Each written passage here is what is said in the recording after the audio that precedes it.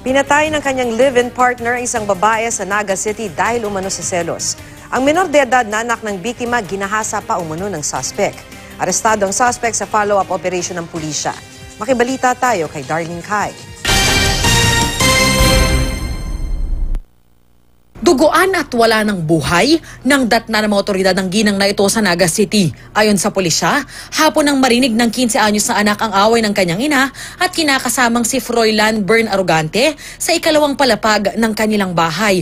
Umakyat ang anak para tignan ang nangyari pero nakasalubong nito pababa si Arugante. Dinala raw siya ng suspect sa kanyang kwarto at doon na kinahasa. Matapos ang krimen, tumakas si Arugante. Nang makahingi na ng tulong ang dalagita, doon na rin nakita ang bangkay ng kanyang ina.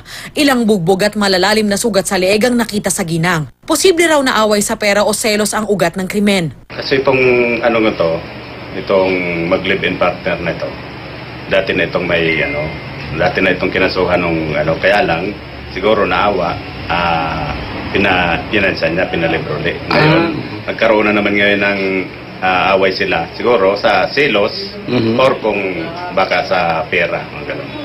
Sa follow-up operation ng pulisya, arestado ang suspect. Inamin niyang siya ang nakapatay sa kanyang live-in partner. Nag-away raw sila ng biktima dahil sa selos.